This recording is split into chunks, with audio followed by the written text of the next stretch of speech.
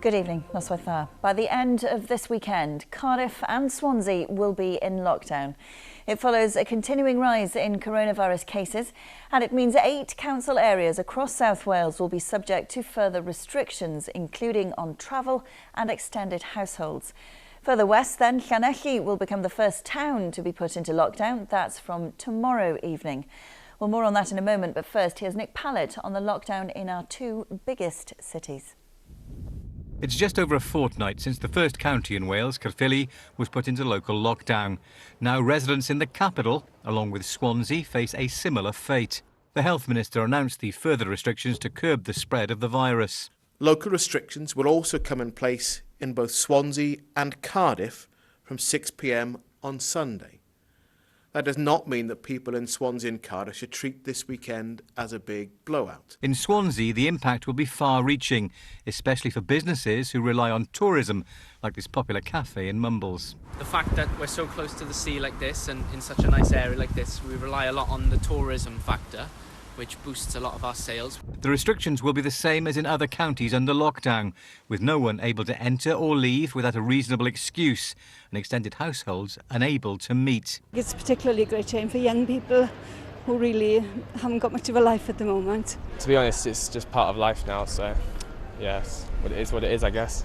There's been a rapid rise in both cities over the last 7 days, with the number of cases per 100,000 rising to just over 46 in Cardiff and 63.6 in Swansea.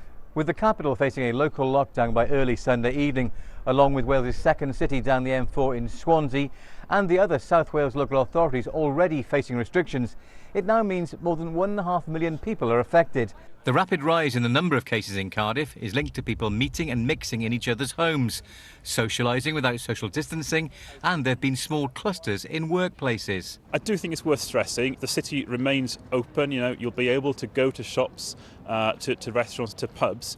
What is changing is who you'll be able to do that with, and it's very important that you only do that in the company of people within your own household. The Welsh Government say they don't have any additional financial provision for businesses in areas of local coronavirus restrictions, and they say they're in discussions with the UK Government about further support. What's really important now is that Welsh Government come forward with a support package for businesses that are going to be affected by this, and ultimately map out a future for the winter months, because if this is the new norm of constant lockdown, re-lockdown, that's going to be massively disruptive for everyday life in most communities. Since a local lockdown was implemented in Caerphilly, cases have reduced significantly.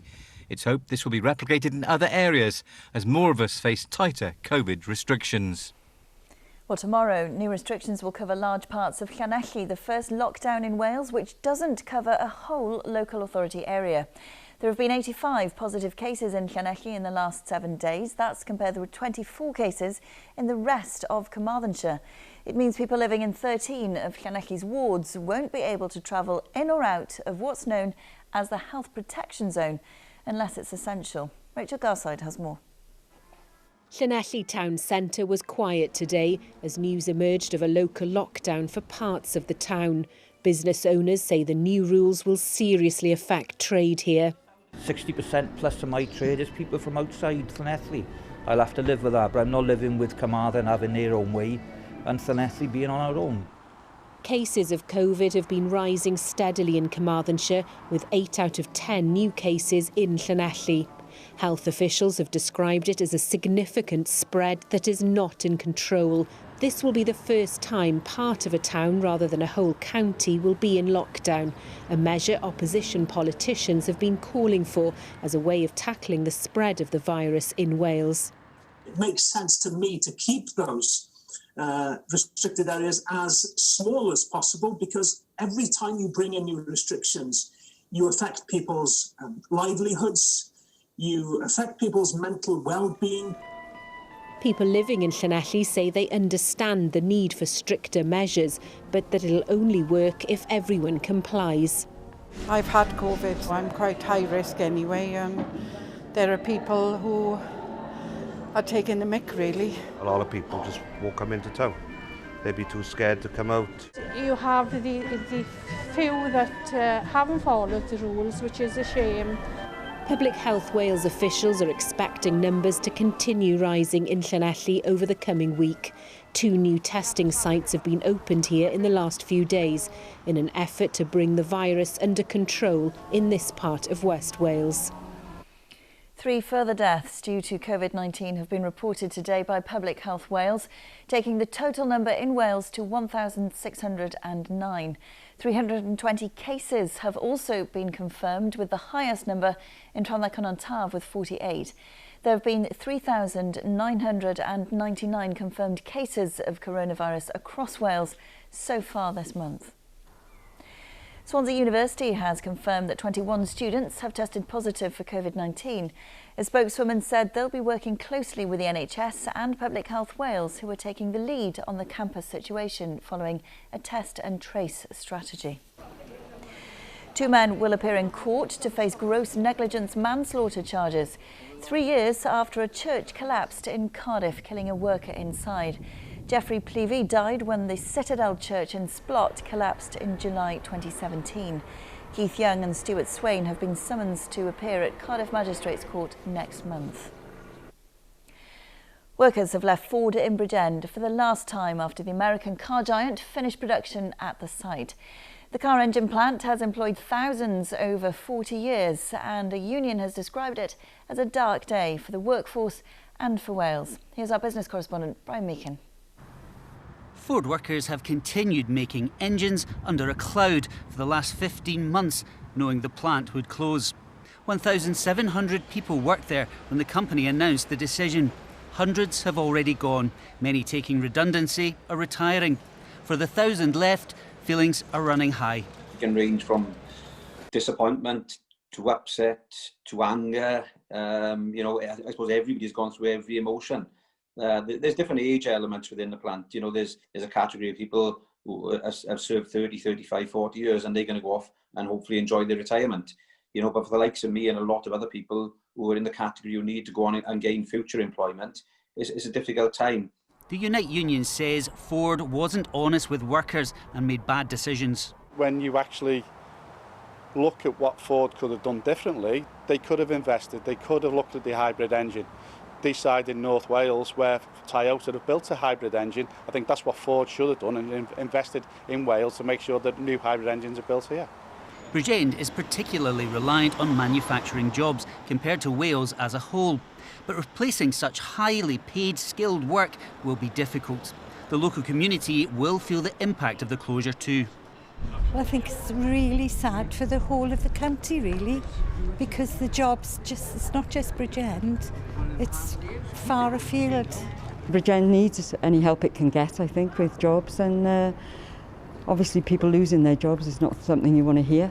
Ford were the best employers around here, and like when the pits closed, with this closing, this town will die. Bridgend College has opened its doors to 150 Ford workers who are retraining to help find new employment. The car industry is facing huge challenge and change, but we're determined in Wales to invest in those industries of tomorrow, and that's why we are investing in electrification programs within the car industry. That's why we're investing in other areas of manufacturing within South Wales and the whole of Wales to make sure we capture jobs that are associated with the industries of the future. What we have to do in conjunction with Welsh Gov, it's another example of where collaboration is really important for the people of Bridgend, is come up with alternative ways of attracting investment and interest into the area, which will create long-term jobs. As workers left for the last time, Ford's plant manager thanked the staff for their contribution to the company's success. The US car giant leaves behind funding to support small businesses and community projects. But as the sun sets on its presence in South Wales, it also leaves behind a shadow over what happens next for the local economy. Sport now, and there was disappointment for Geraint Thomas as he narrowly missed out on a medal in the time trial at the Road World Championships in Italy. The former Tour de France winner was leading for much of the event, but he eventually finished in 4th.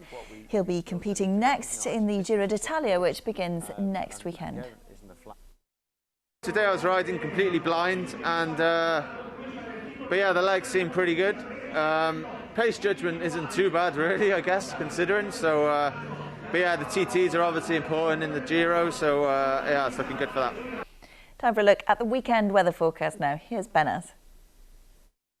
The weekend weather is looking pretty promising, and we can look forward to more scenes like this. There'll be lots of blue skies over the weekend, although it will be a little bit windy on Saturday with lighter winds on Sunday. So tonight we do still have a few showers lurking around. They'll tend to fizzle out overnight. We'll have clear skies into early hours of tomorrow morning, and it will be a chilly night. Temperatures down to 4 Celsius. The wind's still breezy, but nowhere near as windy as it was today. Now, as we head on into tomorrow, high pressure's building, blocking any weather fronts from coming in. So it is going to be a fairly settled day, although it's a little bit breezy again tomorrow. But plenty of sunshine on offer, quite a bit of dry weather.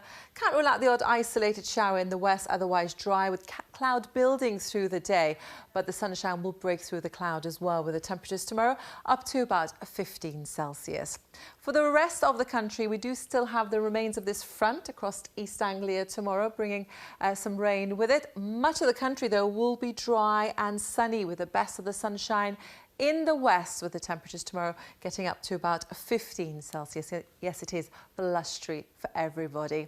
As we head on into tomorrow night, variable amounts of cloud and also some clear skies. It should be a dry night as we head into Sunday, and a chilly one. Temperatures getting down to about 4 Celsius.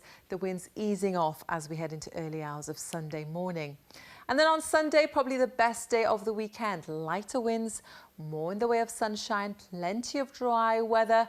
Temperatures will respond, getting up to about 17 Celsius. And those temperatures will start to recover as we head into next week. But it will turn more unsettled. Enjoy your weekend. Bye for now. And that's all from the Wales Today Late team. We'll be back tomorrow and on Sunday with our last weekend bulletins from Llanaf's Broadcasting House. That's ahead of the move to our new home in Central Square in the middle of Cardiff on Monday. But for now, thanks for watching and do have a very good night. Nos da i chi. Bye-bye.